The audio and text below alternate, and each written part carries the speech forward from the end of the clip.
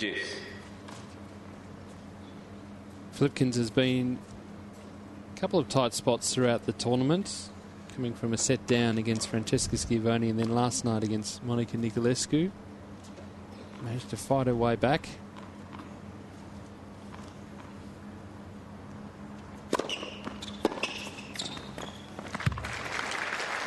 Well, she's almost certainly, irrespective of the outcome of this match, she's almost certainly done enough to get inside the top 50 for the first time in her career, and so it's already been a very memorable week for her.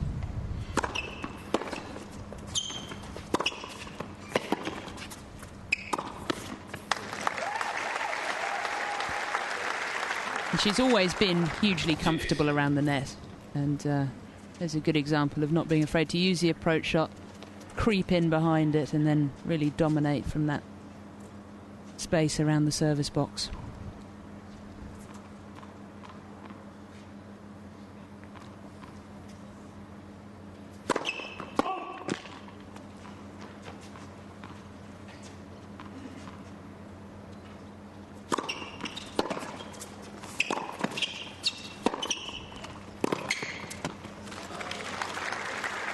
Just so strong from the back of the court, Barthel. Advantage, Barthel. Getting herself a break point. And I think Kirsten Flipkens too, the crowds have gotten behind her as well. They've seen some great matches. The match on Monday night was fantastic. Yes, just a level of tennis. She's very entertaining to watch, and I think that's something that people really appreciate here. These crowds in Hobart, they're educated. They watch their tennis every year here.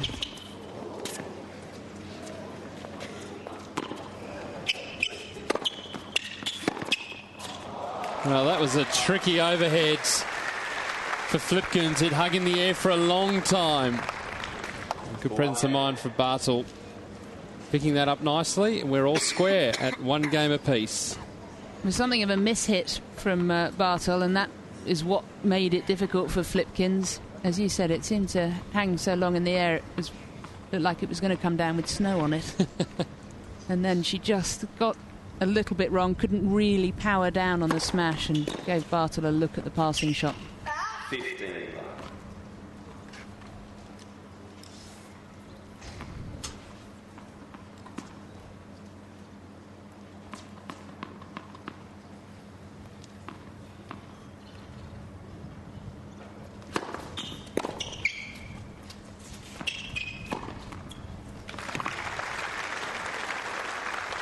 There are the two big shots for Mona Barthel. Big serve, set up the short reply, and then the big forehand again. And when opponents hit that short reply against her and they see her dancing in, ready to put it away, there must be a little thought crossing your mind of, oh dear. 40.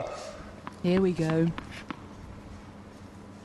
Oh, and Mona Barthel calls her coach onto court. It will be her mother who travels around with her. Doesn't have a travelling coach. Game, Barthel. First ace of the match. We're on serve. 2-1, Mona Barthel in the opening sets. Barthel leads by 2-1. Well, she's still only 22, Mona Barthel. Her. That's first serve. But it's a good surface for Kirsten Flipkens too. And already this match is quite nip and tuck.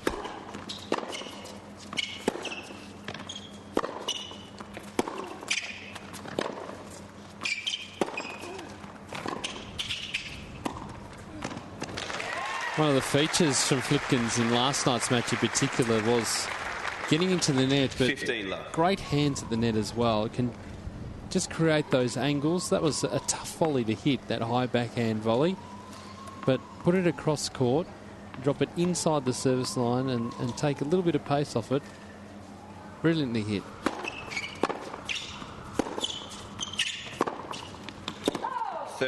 Low. And in some ways there's something reassuringly old-fashioned about the way Kirsten Flipkens plays tennis. But it's nice to see those styles developing. I think that's something we've seen over the last 3 or 4 years is an increased variety in the women's game. Net Fessa. I think of people like Roberta Vinci, who's had good performances here in Hobart in years gone by. 40 love. Kirsten Flipkens, a first-round meeting with Nina Brachikova, Russia, who came through the qualifying draw and actually playing in Hobart as a lucky loser.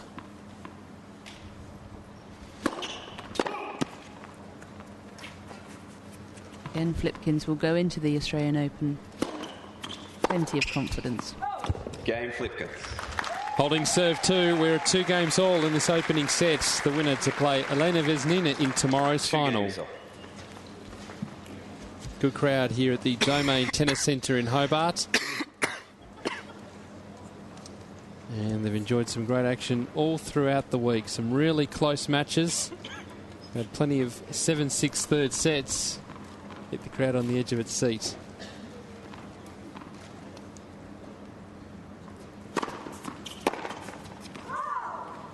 And in some ways, that's good news for the players, because they always come into these couple of weeks before the Australian Open desperate for match practice and short on time, coming off the off-season. And providing you win, the more time on court, the better. Coming off on the wrong side of those 7-6 or 6-7 losses, that's not quite so much fun. 30 love.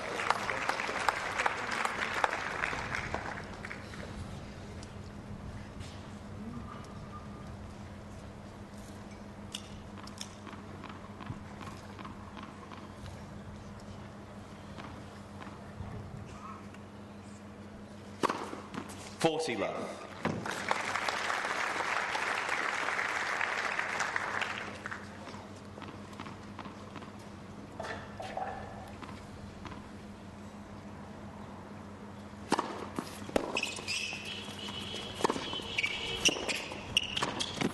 Oh, a little casual with the volley. Barthel's looking to just take the pace off the ball and just chip it over.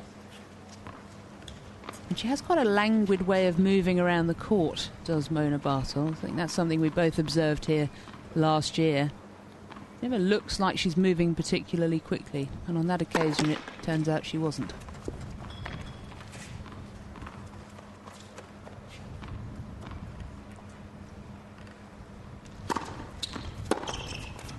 That's too big from Flipkens.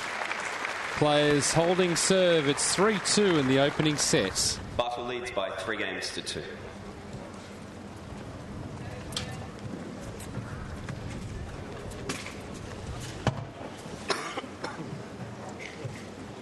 And really this match going according to the script so far. We're expecting a tight match, and 2 players who have similar game styles.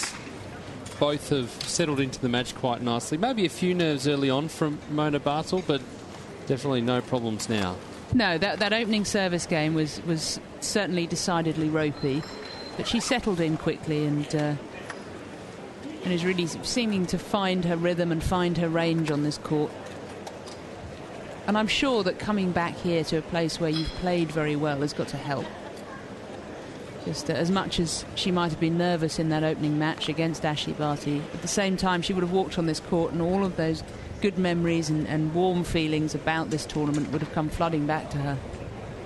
And she'll still be feeling that now, and I think the way that she's played through this week suggests that she's really thriving.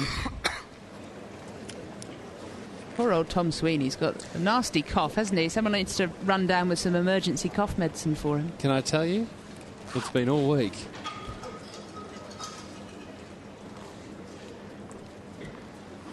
That's okay. Doing a good job, though. He's managing. He's just about. In between pointy coughs.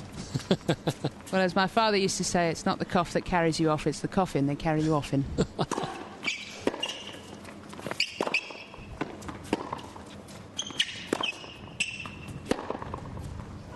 Just missing. Is that where you get all your dad jokes from?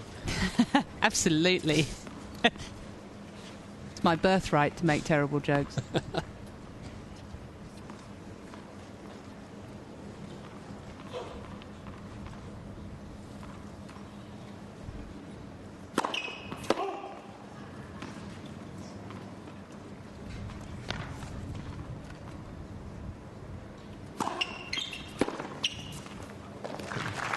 We saw in that previous point that Barthel, that backhand up the line, just missed. And as a coach, you'd look back and go, that was a great setup. Yes, not the end result, but it built towards that point there.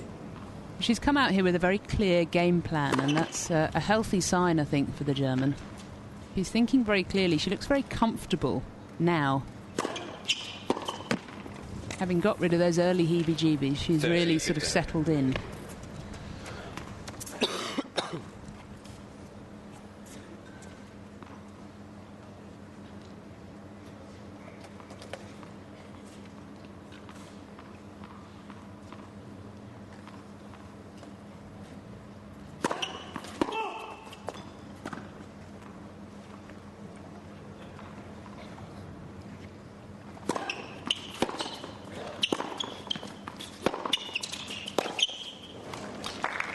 What I think now for Kirsten Flipkens is just the ability to change up her game.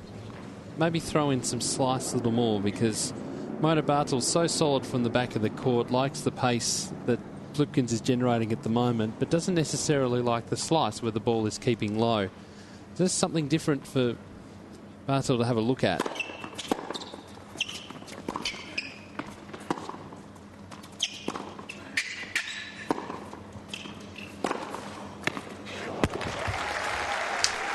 Is she listening?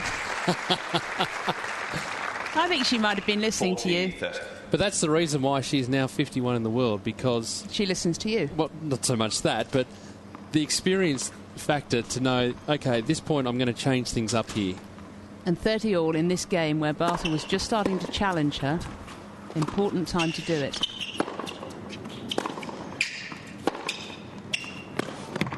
Two goods.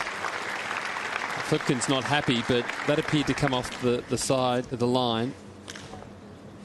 I don't know if it's that she's not happy with the call so much as she's not happy with allowing Barthel to find the exposing ball. Certainly looked on the line from our position up here. Tom Sweeney just confirming.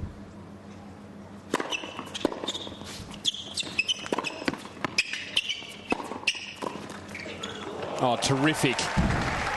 That is wonderful. Great hands there to take the pace out of the ball. But at full stretch as well. Barthel forced to just check her shot. Have a look at that. That ball was just behind Kirsten Flipkens, and she made contact. It's great athleticism as well.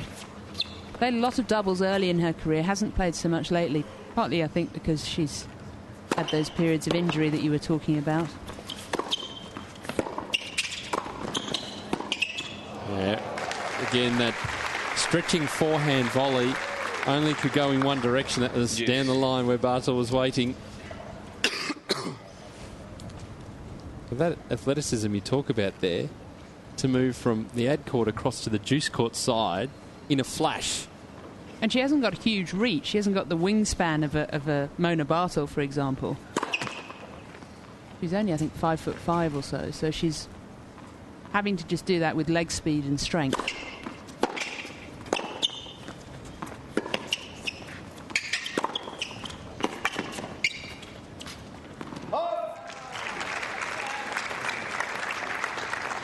And then a change again. So ball just inside the baseline, taking it at shoulder height, so generating plenty of power. Always going to have Barthel on the back foot, following it in. It's good confidence in your net game. The more this game goes on, the more it feels like a bigger and bigger game.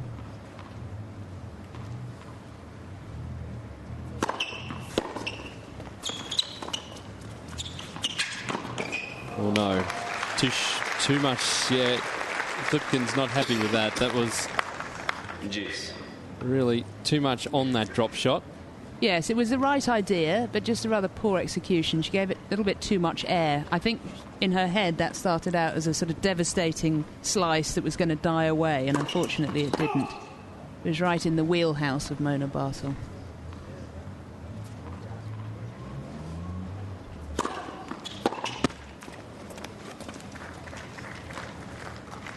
But this now becomes a really big hold for Flipkens. You just feel if Barthel breaks here, the first set could really hang on this game, potentially even on this point.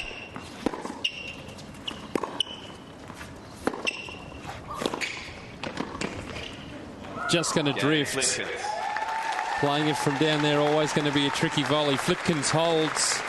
We go around at 3-all in the opening set. 3 games on. And there'll be a huge relief, I think, for Kirsten Flipkens, having secured that game. And it was touch and go there. Barthel really putting her under all sorts of pressure. But she's come through, and that will give her a little lift. And now all of a sudden this service game becomes that little bit more tricky for Mona Barthel. Love 15. Because often you'll see games where a player has had break points and hasn't converted them. When they go out to serve next, all of a sudden their confidence is just that little bit undermined. Oh, it was an instantaneous call as that ball landed. It's a tough one for me. It's a tough one for me. Well, I think Barthel feels that it cleaned the tee. The line judge was actually having to leap out of the way at the same time as calling it, but Tom Sweeney not choosing to overrule.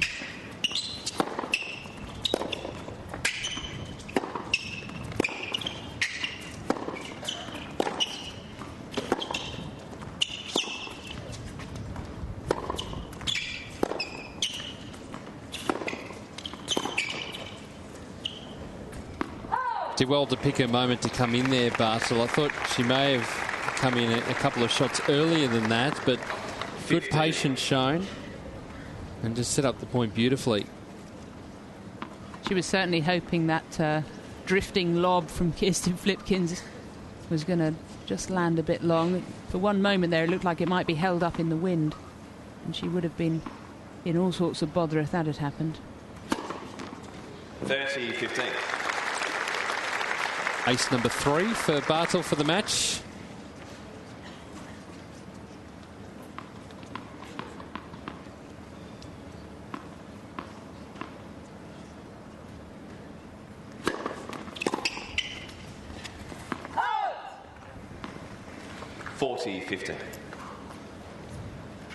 Oh, it's for a long way out.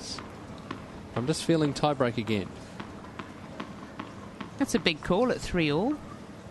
Just got a feeling. Game Barthel. New balls, please. Ace number 4 for Mona Barthel, holding 4 games to 3 now in this opening set. The second of our semi-final matches. The winner to play Russia's Elena Vesnina in the final tomorrow afternoon.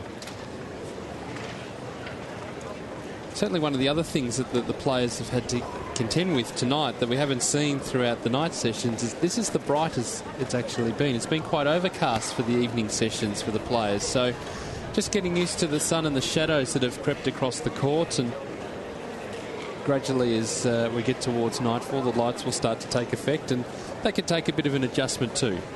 Absolutely, a most beautiful evening here in Hobart. Just almost flawless blue sky, as you were saying, and a lovely evening to watch tennis, and I think that's partly why we've got such a good crowd in tonight as well. Certainly has been a feast of sport in Tasmania over the last couple of weeks. The Sydney to Hobart yacht race, the famous Sydney to Hobart yacht race. There's been plenty of cricket, both the international cricket and also domestic cricket. There's been some festivals happening down here as well. So much going on, and that is the $1 million plus view that we get from our commentary position. One of the best views in tennis.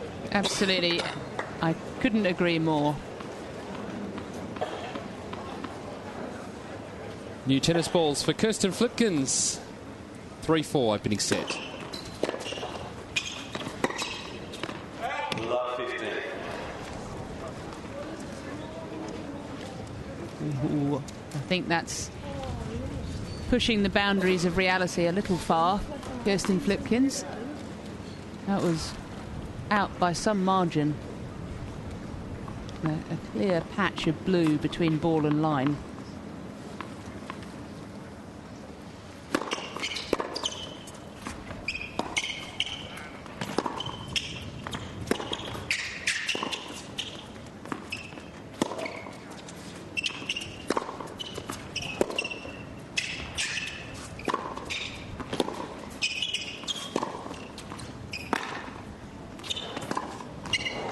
Did well in the end there. It was hopelessly out of position and just threw the moon ball in. I thought they may have been just a little short, but good play in the end from Flipkens. And using that slice very, very effectively, and she's really hit upon that in the last few games. Not something Barthel's that comfortable with. She's a tall girl. It's hard to reach down and pick that off the ground, and this court is very receptive to slice.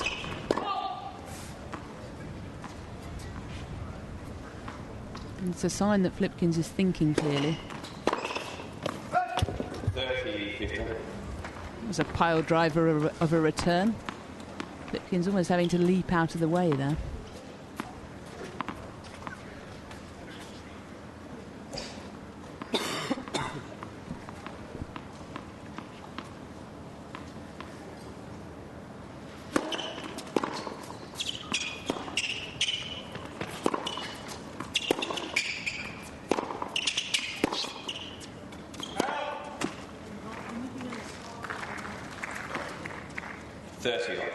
Just trying to force the issue there, Kirsten Flipkens. It's a bit of a carbon copy of the last service game from Kirsten Flipkens, where she just struggled a little bit to hold. 40-30. One of the things when you're playing someone of the height of Mona Barthel is often the jamming serve into the body is the best option. Give them any room to swing. Can generate a lot of free points with that serve.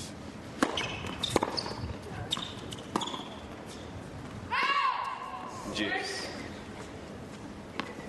She does like to have a little bit of time on her shots, Mona Barthel. As we mentioned, she's quite a languid mover around the court.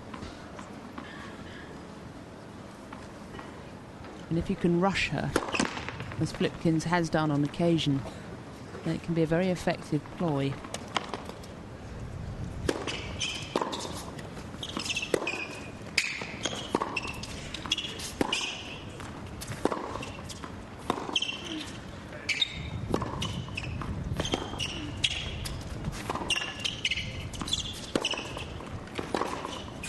Too good.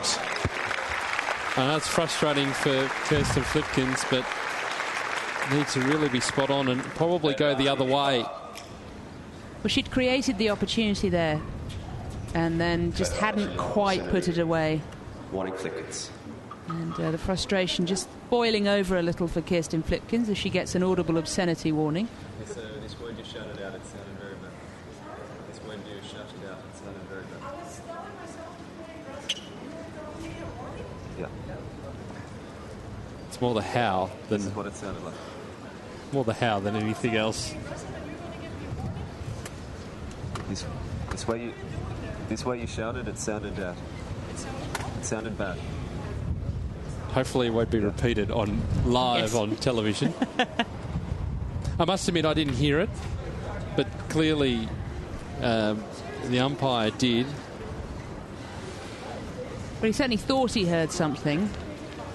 Whether she said it in Flemish, and the word for aggressive in Flemish sounds like an audible obscenity, we don't know. But he certainly is sticking to his guns. And nevertheless, it's a break point for Mona Barthel. Nets Fessa.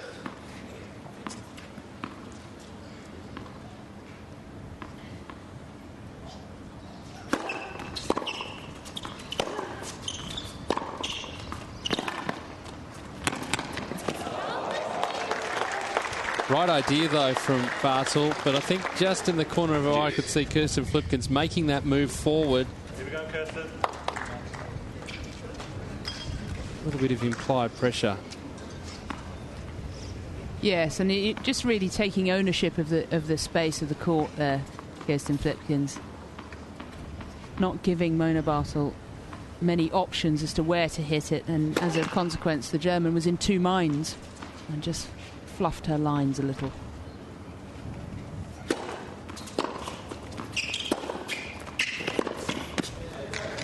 That's the side to go to. Make Barthel stretch on that backhand. It is the weaker of the two shots. And she's done all she can so far in this match Flipkens to keep away from that Barthel forehand, but it's almost impossible to keep away from it entirely. You just have to make sure that Barthel is in the wrong position to hit it. And this would be another important hold for Flipkens. In some ways it goes without saying they're all important, but as we get to the business end of this set, then they become ever more so.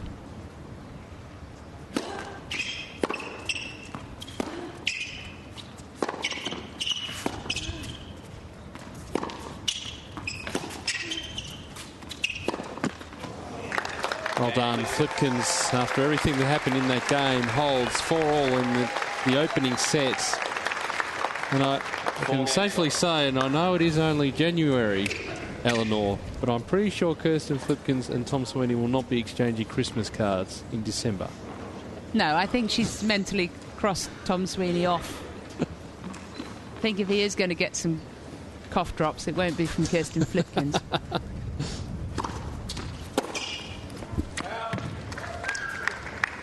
15 love. But in all seriousness, Kirsten, after that outburst, after receiving the warning, just settled down again, just got back into the rhythm of the game, didn't seem to affect her.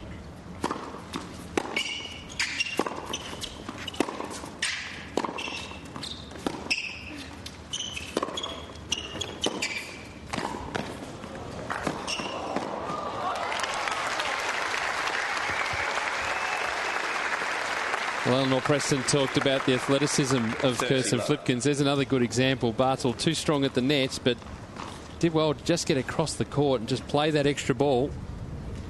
And there's a real contrast in styles of movement out there. Kirsten Flipkens, smaller, quicker, very agile around the court. Mona Barthel still effective, but almost seems to be moving somewhat in slow motion. And actually, she's a very good mover. She takes those little steps, very light on her feet. But from afar, she looks to be moving on casters.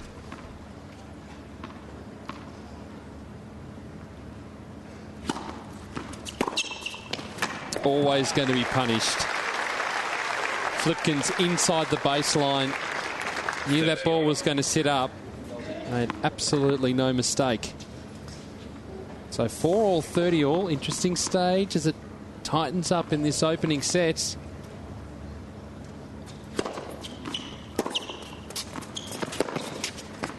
It was a very clever return of serve from Kirsten Flipkens there. Going down the line, keeping it close to the somewhat weaker Mona Barthel backhand. And it paid dividends. It was smart play. Because it earns a break point.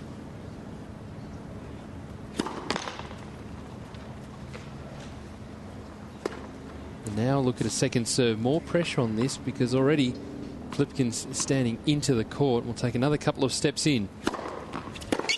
That's a good serve. A bit of extra pace from Barthel that time. Juice. It's almost sending a little message to Flipkens saying, well, you can't. I know it's a second serve, but you're being a bit cheeky standing that far in. Flipkens was ready to pounce and in the end just didn't have quite enough time to pull the shot off. Advantage, Barthel. Looked to be right on the tee. No Hawkeye, we should say, too. Otherwise, I imagine Kirsten Flipkens may have exhausted her allocation by now. From break point to game point now for the defending champion.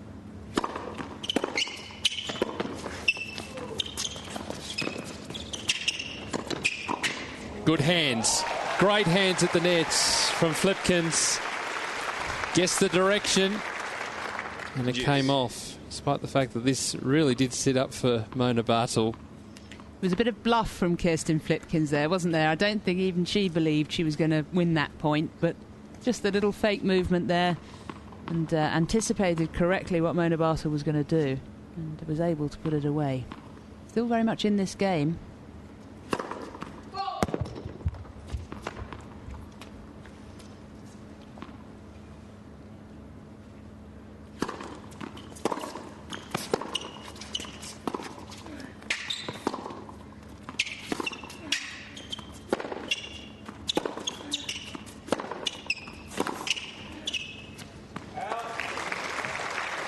And that's the A game from Mona Barthel.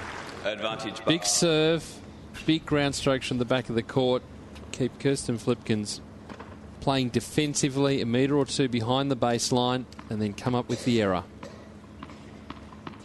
And when they're trading blows like that and it's shot for shot, then Mona Barthel is almost always going to come out on top. Because in terms of pure ball striking, she is the better player.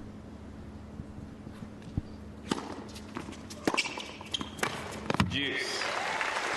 When the second serve sits up like that, it will be put away. And she's been caught out a few times with that second serve. As we said, very still conditions this evening. There was a bit of wind around earlier, but it's dropped off. She's taking perhaps a little bit too much pace off.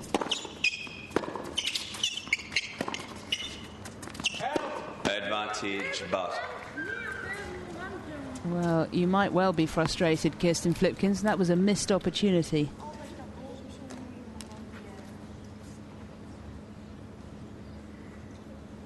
Time for the Flemish dictionaries again. Not happy would be my translation. That's, I think, a fair interpretation.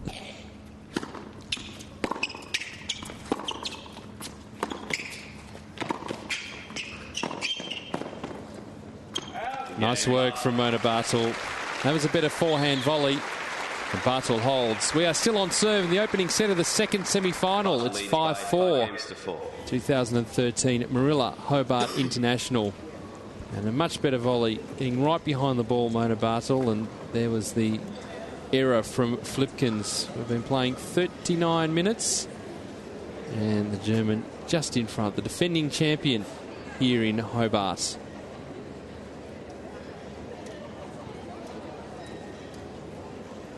We talked about that amazing year that Kirsten Flipkens had. As you said, it didn't really get underway till June, and amazing what she achieved in half a year. And it really began, I think, with Hertogenbosch playing on the grass there, where she beat Sam Stosur in the first round and went on to reach the semi-finals. And that cough's still there, isn't it? That's really what kick-started things for her, and she went on to really build from that, and now stands on the verge of a place in the top 50 and potentially on the verge of a place in another WTA final.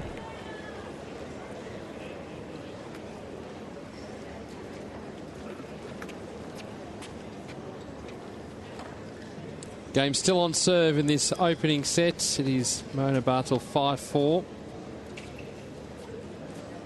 Last time they played, in fact, was their only meeting, Quebec City last year, 7-6, 7-6. But as you said, that was a fast indoor carpet court.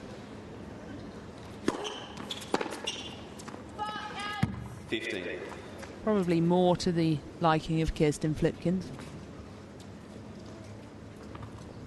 Particularly the potency on that slice, which can really skid through and generate some good pace.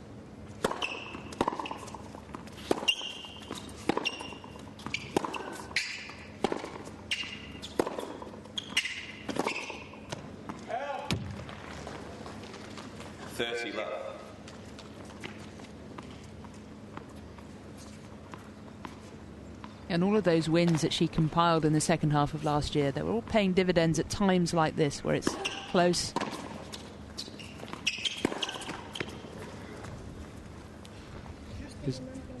Remembering too that she also, it wasn't the fact that yes she was off the tour, it was that she wasn't playing. Yeah. Wasn't playing the first half of the year, so it can take a while for players to get back the match fitness, the match practice. Well, also bear in mind she missed great chunks of 2010 and some of 2011 with wrist problems, so she's very underplayed. She might be 27, but she hasn't actually compiled that many flying hours, if you like.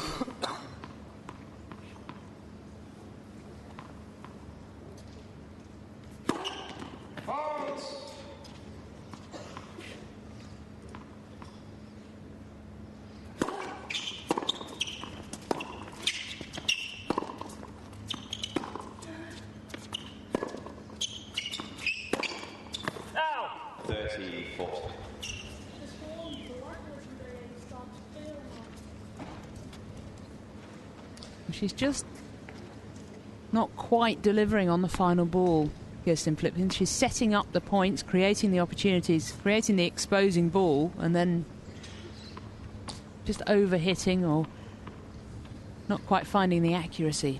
Set point now for Mona Barthel.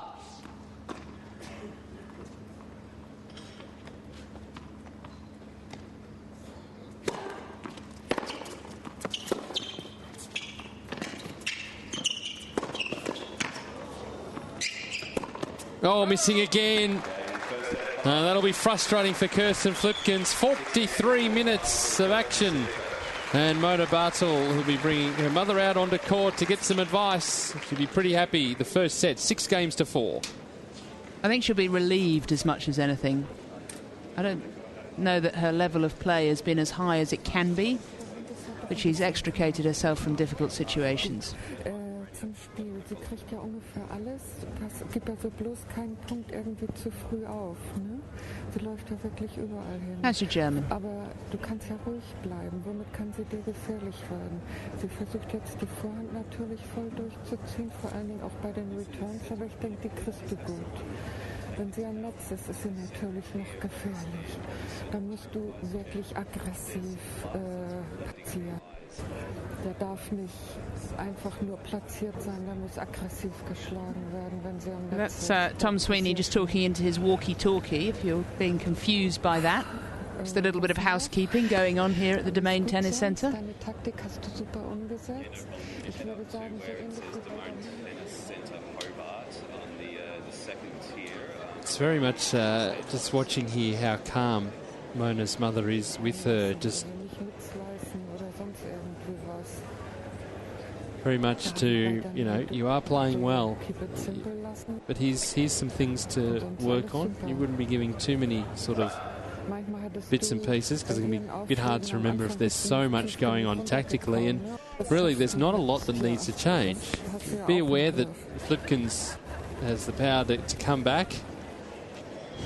It's also the tone of voice, I think, was interesting. Yes. She's very, as you said, very calm, but very gentle, very calming, and she will know perhaps better than anyone on the planet how Mona Barthel reacts in different situations. And as you said, I'm somewhat surprised that Flipkens didn't bring her coach on, just to settle herself down and ease some of that frustration. Because on the basis of the scoreline alone, and certainly to a degree on the basis of performance, you'd think that Mona Barthel would be the happier of the two.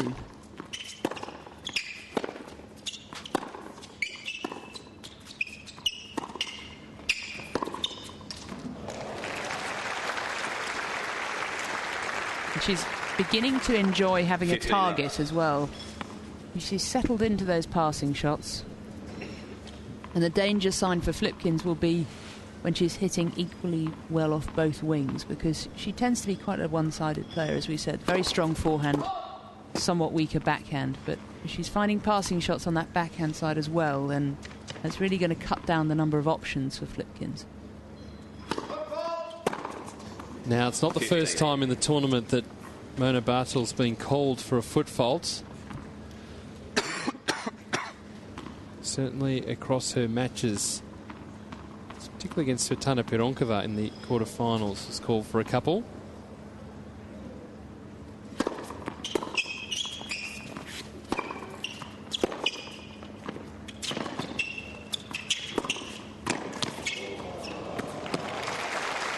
Good play from Barthel there.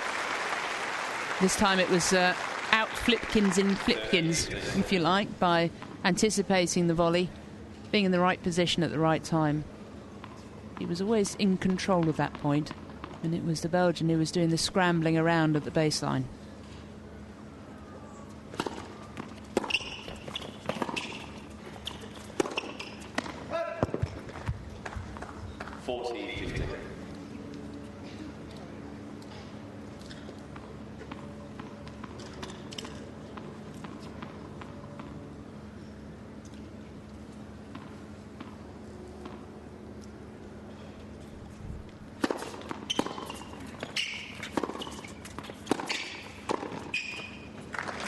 Again, just puts the other hand on to hit that backhand volley, but it's effective just to get that little bit of control. And Barthel holds in the opening game of this second set.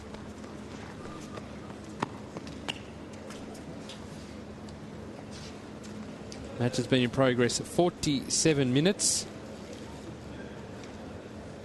As we take a look at the highlights of the opening set, and it was very much an even opening set, particularly exchanging serve, but really it started to just go the way of the German in the end. A couple of unforced errors, a bit of frustration building up for Kirsten Flipkens, and Barthel was able to sneak away with that opening set.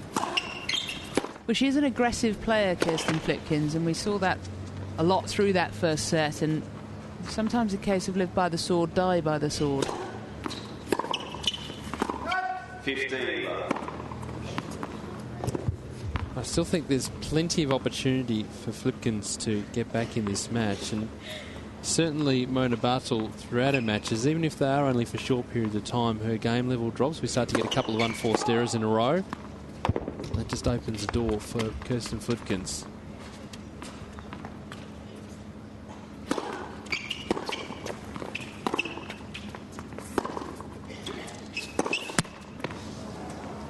Absolutely, and I think there wasn't that much in it in that first set. There's no reason for Flipkens to feel like she's got no chance of getting back into it. There will be opportunities, as you say, and she's also capable, I think, of creating opportunities too. And forcing Barthel's level to drop a little.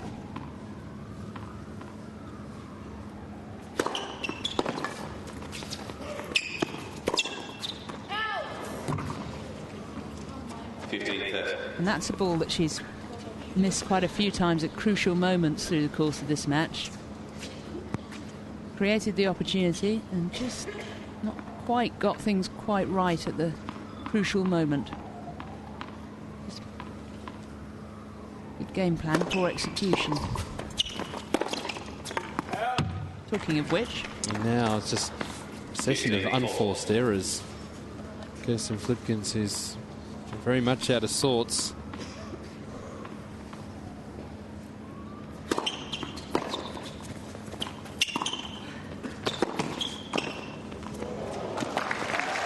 But then when you can produce touch like that, everything starts to feel a little bit more like you can compete on the same level.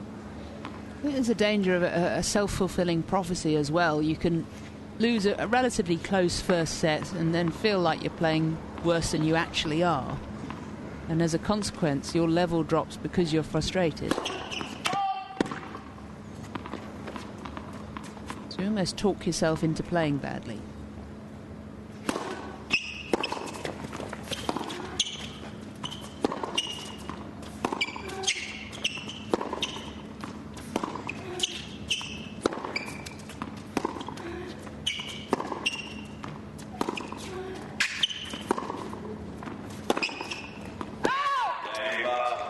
Gee, that was close to the line again.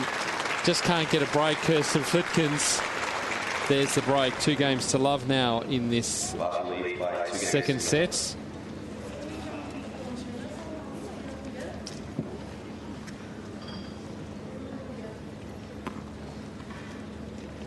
Very focused, Mona Barthel.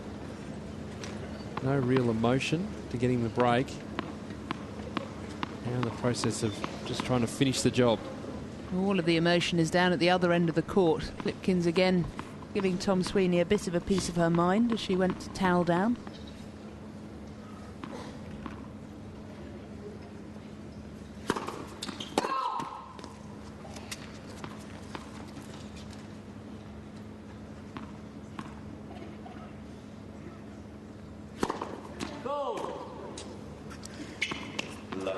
Just a second for the match for Mona Barthel, who's serving at 75%, winning 71% of those points and 55% on the second serve. So that's good going, good numbers.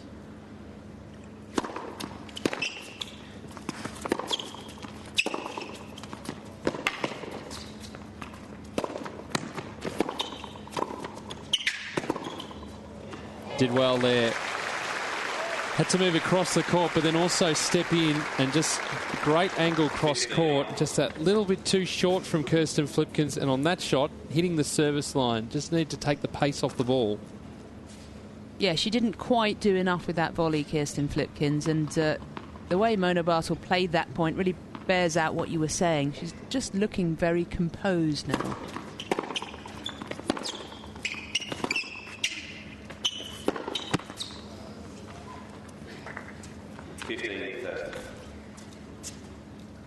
Of course, you know what will happen now. It'll all unravel.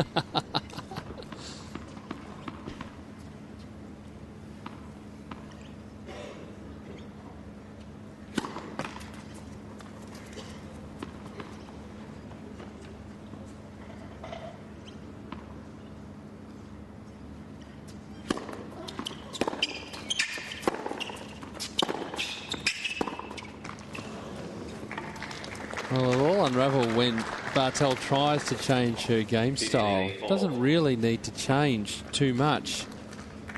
But that's really a nothing shot up the middle of the court.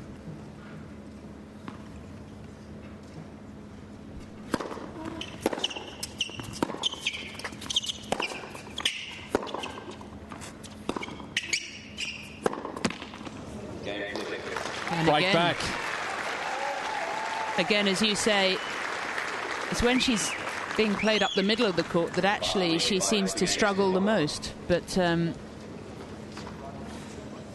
think we've seen with Mona Barthel that she's almost at her best when she's pulled out of position. So in a situation which other players would be profoundly uncomfortable, she's hugely comfortable.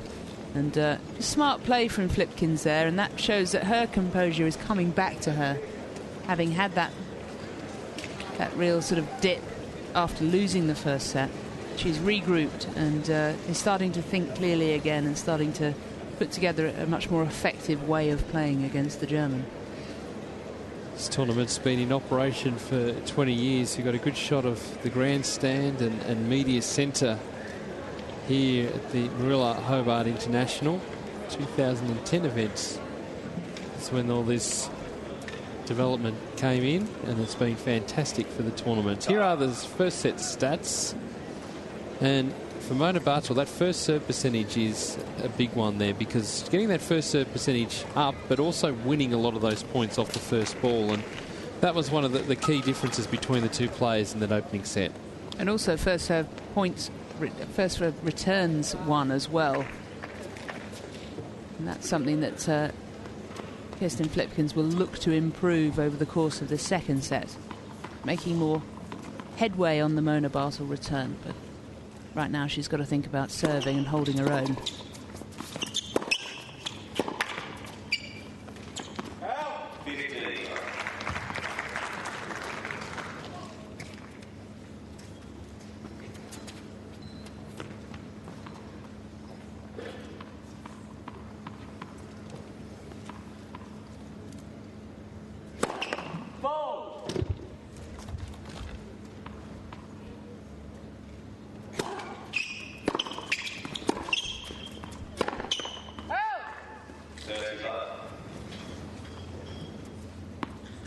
We're just at that point in the evening where the conditions are just starting to change slightly. It's the light out there on court is changing. The sun's gently going down. We will see the lights just starting to take up the slack, if you like. But at the moment, there's a sort of half twilight out there, and I just wonder if that's affecting Mona Barthel a little bit. She's lost some of her accuracy over the course of the last 5 or 6 minutes or so. Well, this is the thing about the Barthel game. So powerful, but at times can just drop. And so this is where you start to get that run of unforced errors. And for Flipkens, be loving the fact that you can have an easy service game here. Just needs to finish it. And she does. On serve, 2 games all. Now, in last night's match against Monica Niculescu, we saw the shot of the tournament from Kirsten Flipkens. So hopefully we might see it again a little bit later on tonight, but drawn way out of court, forced to come in, and then the lob, and then have a look at this. Amazing stuff. Federer-esque from Kirsten Flipkens. That there is the tweener. as we've said, she's a very entertaining player to watch, is Kirsten Flipkens, and her really establishing herself at the WTA Tour level, I think, is only going to be good news for the sport. More people will be able to see her, and it adds a different dimension of play, and I think the more variation in game styles we can have out there, the stronger the women's game will be.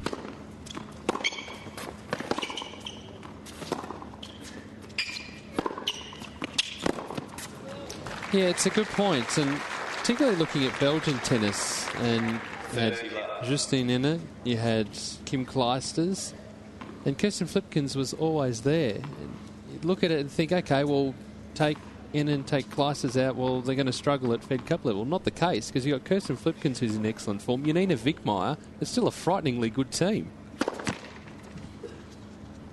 Absolutely, and while Wickmeyer hasn't really shown herself to have the consistency that one might hope for, she's certainly a very potent weapon if you're a Belgian Fed Cup captain. But even on the men's side too, we've seen David Goffin, who's had a breakthrough 2012. We've had the Rockus brothers playing for Belgium too. Malise, who's a good servant to Belgian tennis. Absolutely, and I think success breeds success.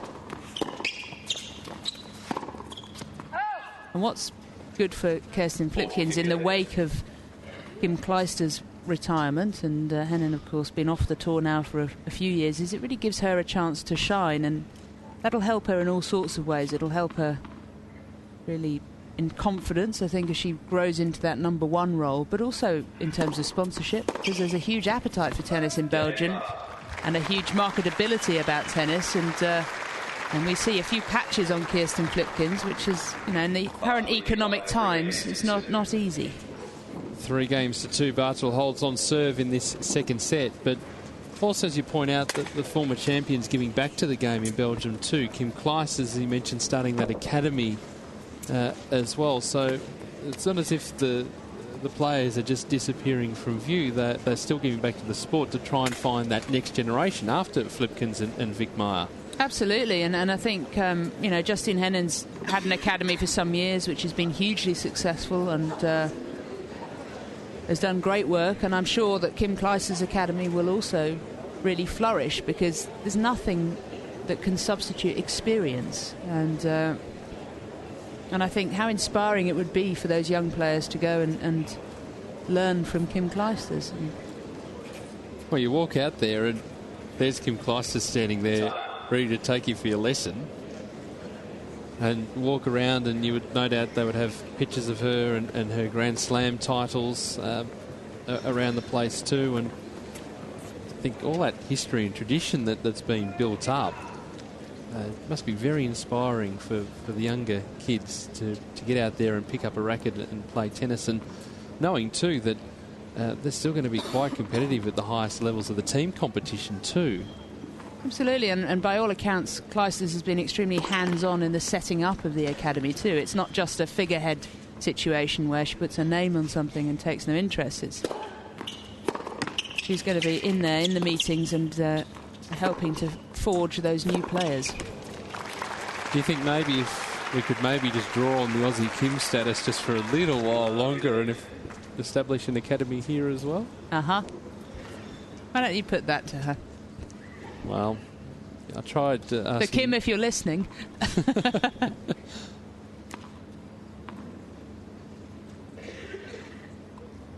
I asked Judy Murray the other day whether we could share Laura Robson. Laura Robson was born in Melbourne. The response was in the negative.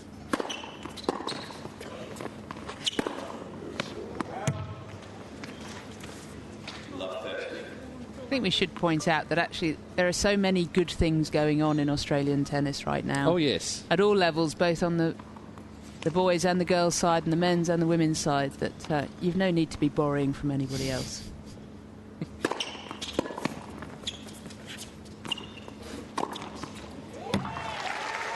And you're not having Laura. I was waiting for that. Just to be clear, just in case Judy didn't quite put that point across forcefully enough, which I've no doubt she did.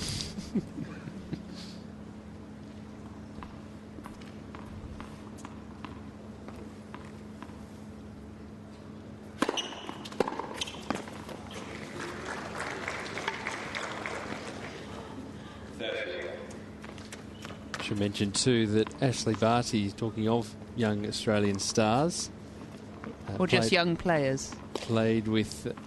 Ashley Barty's the only Australian in that scenario, just in case you was thinking I'd let that slip through. Carry on. Oh, bounced right on top of the net. Bit of luck going Flipkens' way. Played with Bojana Babusic, 25-year-old from Western Australia, in the doubles today. A semi-final, and they put up a good showing, but just couldn't get over the line, going down in the match tiebreaker. And great experience for Barty to progress so far in a WTA event, and good for her to play a bit of doubles too, and I'm sure she's learned a lot from the experience. Good news for both of them.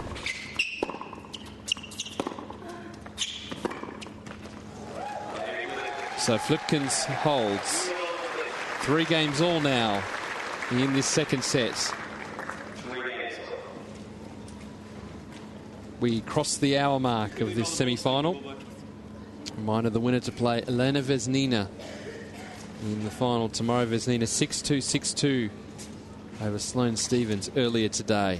A surprisingly one-sided win for Elena Vesnina, with due respect to her record on the tour, which is one of significant and consistent achievement. I think we both went into that match expecting Stephens to really prevail, and just a very poor performance from the American, and one that she will take back to the drawing board as she heads into the Australian Open. And an excellent performance too from Elena Vesnina.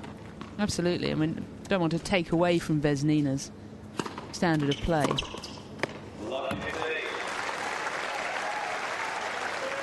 Now starting to find that range, Kirsten Flipkens up the line.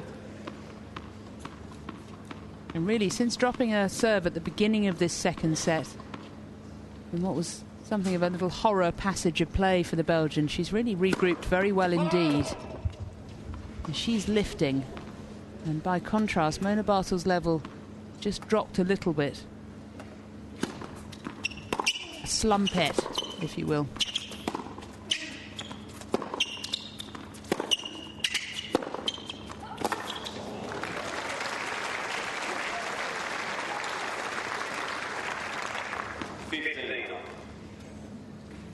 Then just under a little bit of pressure can just hit out. And so accurate too. Well, that's what makes her so dangerous, is if you pull her out of court, she's actually like a cornered animal. She becomes at her most dangerous.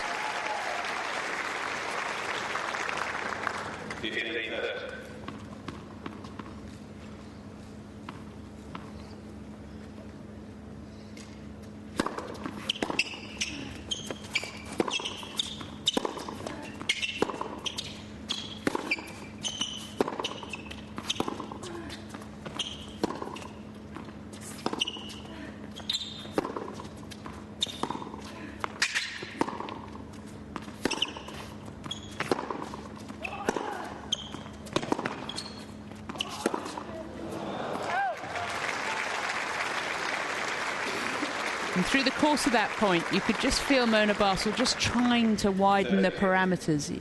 With each passing shot, Flipkens trying to keep it down the middle of the court, trying to cut off the angles for Barthel, but Barthel's hitting so big that in the end she becomes the dictator. And on paper that would be an unforced error, but for my money that's a forced error from Flipkens there. Well, it was almost, I think, surprising for Flipkens because she got there so quickly. It was a bit of a surprise that she actually had time to prepare for the shot rather than just being constantly on the run.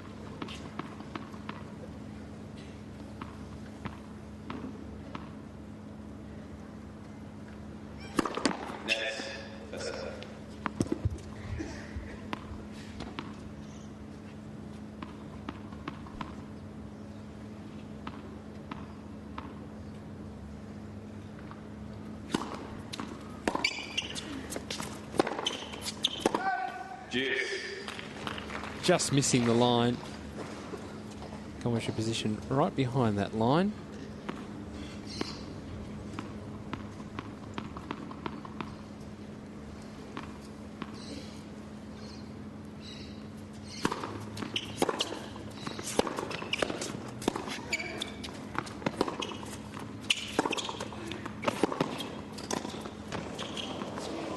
Wonderful touch again from the Belgian. Again, the ball behind her, and just picked it up to create that angle, but also take all the pace off the ball is wonderful to watch. And a key moment in this second set, and arguably a key moment in the match. Flipkens with an opportunity here. She's worked hard to create this. Can she capitalise?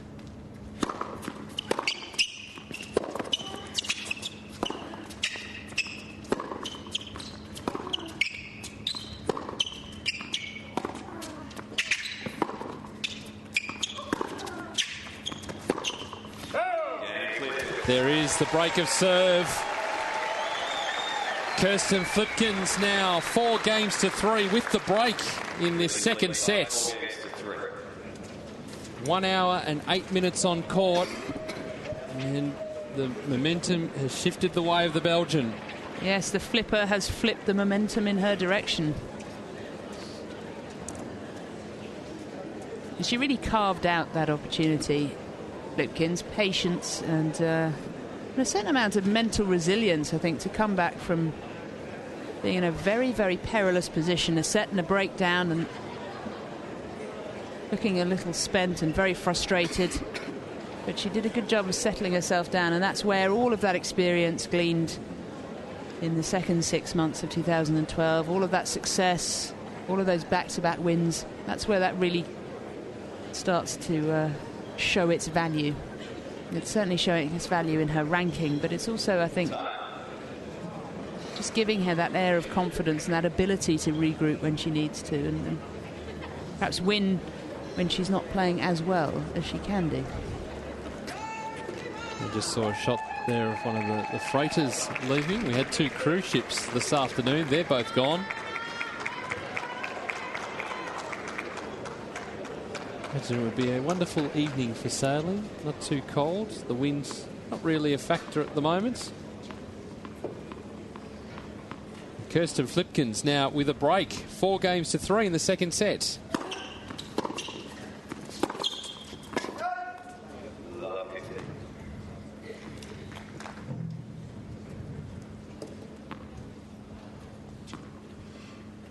Yes, metaphorically speaking, she has the wind in her sails.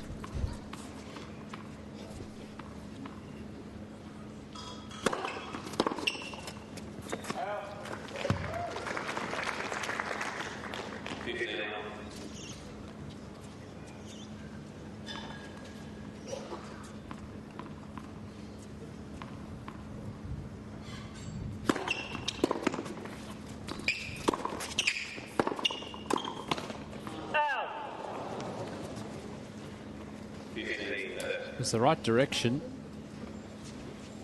Just trying to, again, cut under that ball on the volley. And it would be such a shame if all that hard work and all that clever play, all that tactical nous that she's shown to turn this second set around, all came to naught.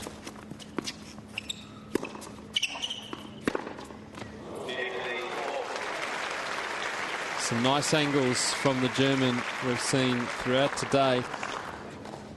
That was interesting. Moonball coming back, Flipkens onto the back foot, and just gave Barthel that extra space to really trap the ball.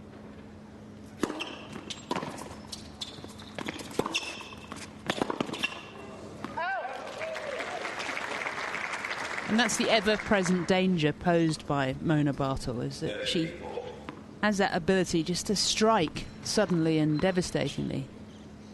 On the plus side is it's very, very hard to do that consistently, and that's what she's struggled with in the last 20 minutes or so of this match.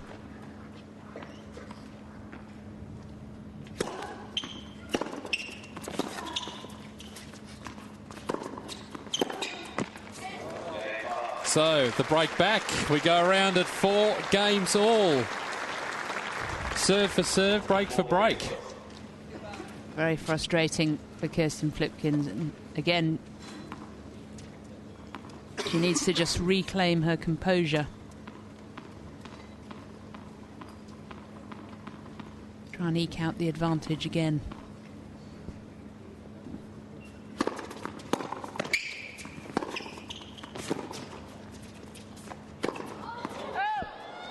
just let that drop too low. He's taking a couple of steps back just to have that hand up, just to guide that ball. And that's where the tricky light conditions I was talking about, that might be where they're coming into play.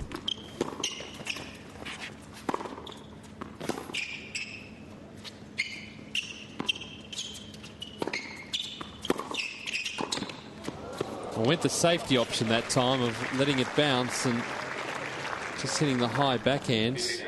A little bit lucky.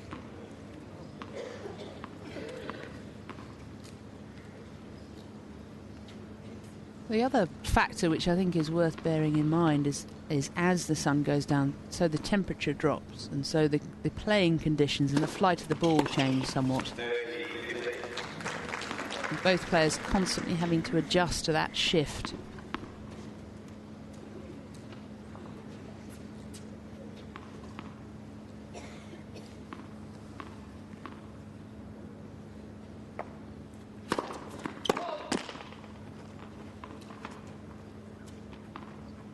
The court should become heavier and a little slower as this evening draws on.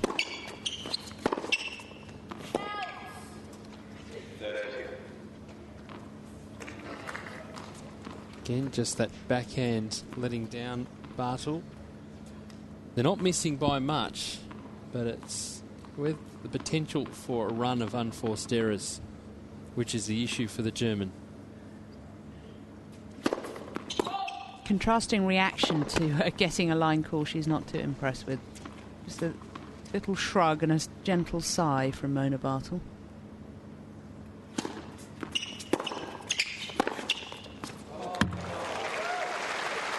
And then a winner.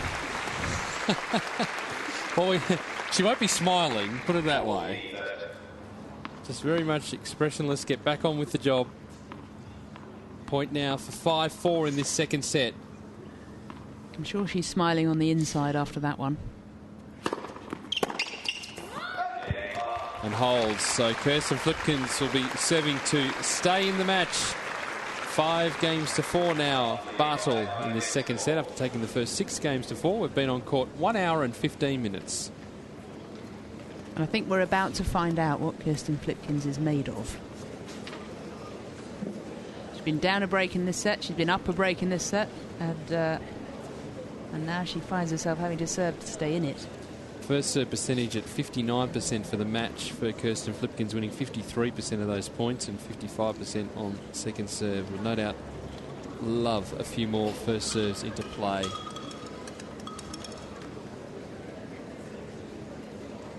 The winner to play Elena Vesnina in the final tomorrow.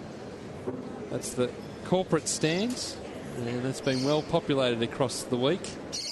Part of the redevelopment of this site from a couple of years ago,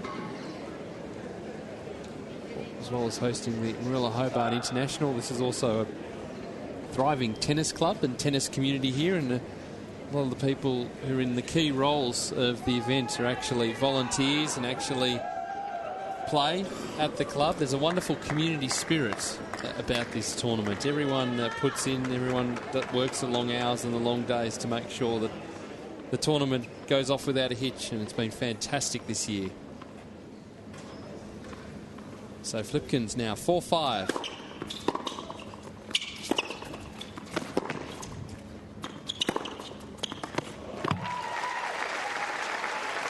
I think this tournament's grown in real terms, but it's also grown in stature with every passing year. And I think moving to this new developed site has been part of that.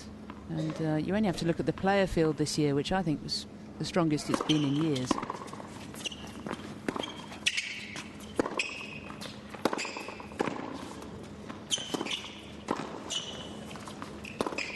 Oh no, miss hits. There were so many good things in that rally from Kirsten Flipkens, and that final shot wasn't one of them.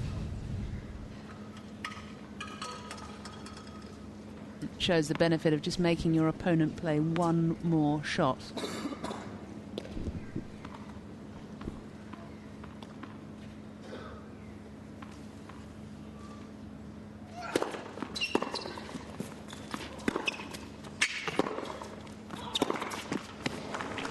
So danger time now for Kirsten Flipkens.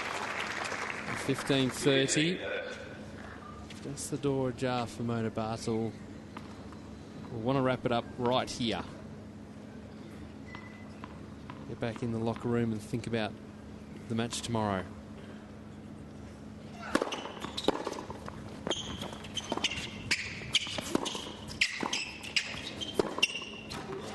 Well, it was a tough volley first up for Kirsten Flipkens. Another passing shot for Mona Barthel. And after 1 hour and 19 minutes, the German has 2 match points. And more frustration for Flipkens. We saw a little dip in Mona Barthel's level of play. And then just as we get to the clutch, she's lifted suddenly, hasn't she? Oh, that's clutch right there. Courageous from Kirsten Flipkens. And a nice change-up too. We haven't seen a serve volley so far in the match. But that was all set up by the wide serve. That's straight from the playbook, that one. She knew exactly what she was going to do. She's very clear about the intention. As you said, set up by the serve. There are very few players on the women's tour who are capable of serving and volleying effectively. Match point number 2. Flipkens is one of them.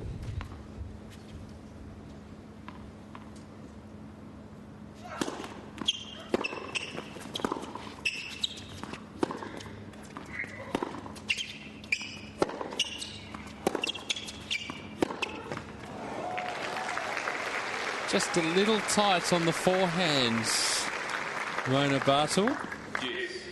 2 match points saved by Flipkens.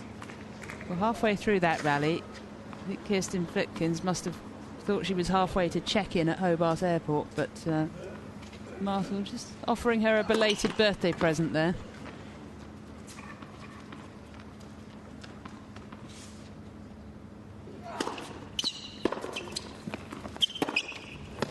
Overplaying again. It was a great serve. The second ball had plenty of spin. Really zipped off the court. Just couldn't finish it off. Match point number 3 for the defending champion. And that has been a feature of Kirsten Flipkens' game this evening. Just that final ball lacking in accuracy.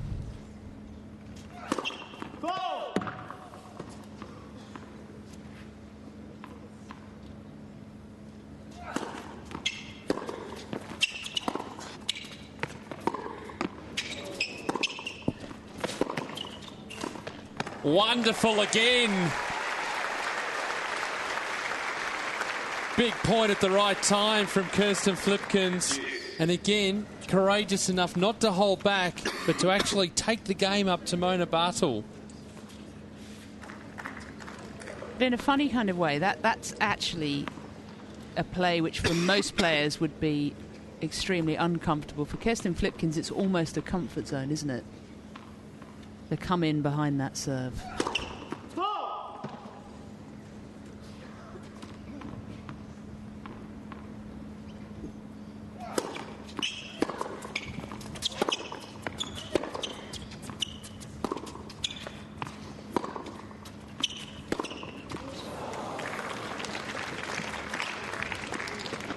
Match point number 4. How long can Flipkens stave off these match points? She's living on borrowed time right now. A couple of serves in this game gone to the forehand side. Kick it out wide.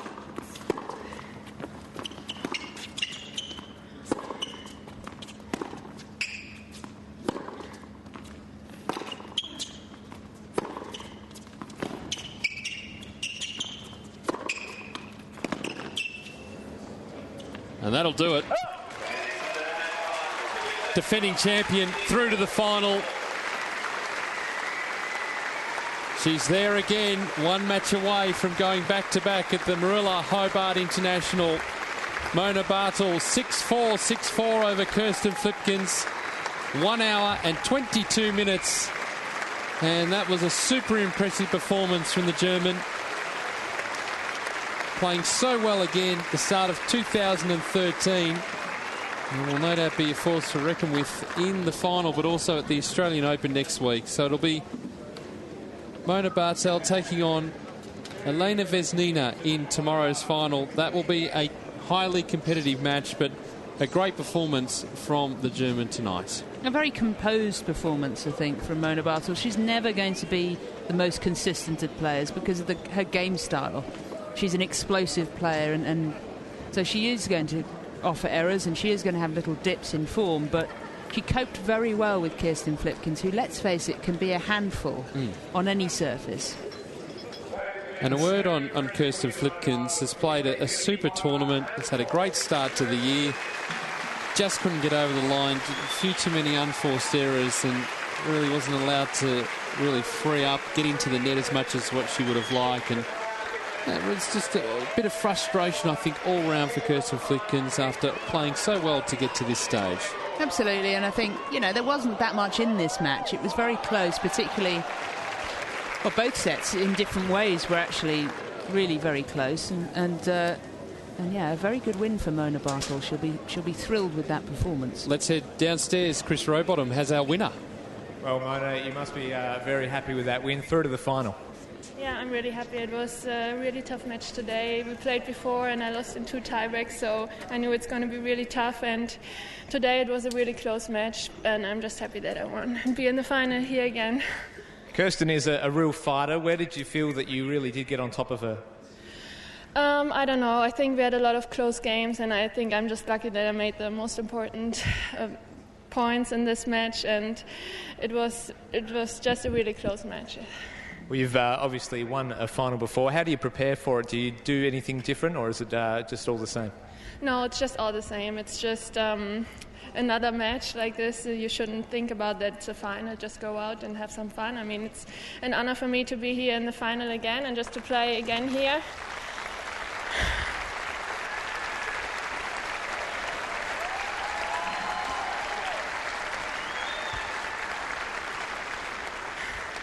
And I just want to say thank you for the crowd for supporting us, and I think it was really nice to play here. Thanks.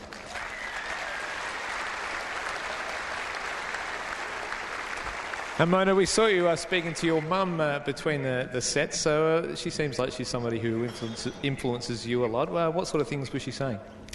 Yeah, she's trying to help me with my game, and of course she's trying to maybe give me some tips about the opponent or about what I can improve. And yeah, I'm happy that she's here with me and that she supports me so much. Well, it clearly worked. Ladies and gentlemen, another big round of applause for Mona Barthel. Chris Rowbottom with Mona Barthel, and certainly be pretty pleased with how things are going. Next stop, Elena Vesnina, but as we reflect back on this match, Eleanor, there was a lot to like from the Barthel game. Certainly was pushed by Kirsten Flipkens, and Flipkens gives you a lot of different looks. It's not all about the power. She will come to the net, she'll throw in the slice, got a big serve, but Barthel was able to withstand the pressure, and her speed around the court was a real highlight. Absolutely, and she's deceptively fast, Mona Barthel. As I mentioned earlier, she doesn't always look like she's moving with much pace, but she covers the court very effectively, and that's why she's so dangerous when she's pulled out wide, and she has that explosive capability. And Flipkens put in a very good performance. She lifted her game, she changed things, she tried new things, she tried different angles and played quite a tactically smart match, and Mona Barthel was equal to all of it in the end. Certainly was, and that was the match point. As we take a look at the stats for the match, and one thing to highlight is that first serve percentage, 72%, 60% total service points won, which is a great performance. And if you've got a first serve percentage around that 72% mark, you're going to win more matches than lose. Absolutely, and I think, to have such a consistent record of winning the point where you do get the first serve in, all of that is going to bode well for Mona Barthel, not just for tomorrow going into the final against Elena Vesnina, but of course going into the Australian Open next week. Almost the ideal setting or the ideal match to play heading into a final against Elena Vesnina as we look ahead to that. And at the moment the ledger is 1-0 in favour of Vesnina. In Beijing last year they met 6-1, 6-1 going the way of the Russian, but certainly the hard hit outs that Mona Barthel has had that match and also against Chanel Scapers in the second round, 7-6, 7-5, will really harden her to play against the Vesnina game. So solid from the back of the court, will make her way into the net, and I think we'll see a carbon copy of the match with maybe a little more power on the ground strokes from Vesnina. Absolutely, and then you bring in the emotional element into it all, as always with tennis, and that's going to be interesting to see how both of them cope with the occasion. For Mona Barthel, in some ways, the pressure's off her. She's got to the final. She's successfully defended the ranking points that almost all the ranking points that she made here last year. She's proved that wasn't a one-hit wonder, that she's backed it up, not just through the course of the season, but also by coming back here and having another really, really good week. Vesnina, on the other hand, as we've talked about, doesn't have a great record in finals, let's face it. 0 for 6 in WTA singles finals, and that will have to play on her mind. There's no question about it. The head-to-head, as we said, is in Vesnina's favour, strongly in Vesnina's favour. That very emphatic win in Beijing last year. But I think that it's a matter of how all of those things weigh up against each other. And Vesnina certainly has demons to overcome in that final record. Barthel, on the other hand, will feel that she deserves to be here. Certainly will be an exciting final. That is confirmation of it tomorrow from 2 p.m. Hobart time. Elena Vesnina and Mona Barthel, after Barthel had a win over Kirsten Flipkens 6-4, 6-4 in 1 hour and 23 minutes. It's been another great day of action here at the Moorilla Hobart International. One match to come. It's the big final. It's coming up tomorrow afternoon, and we look forward to your company then.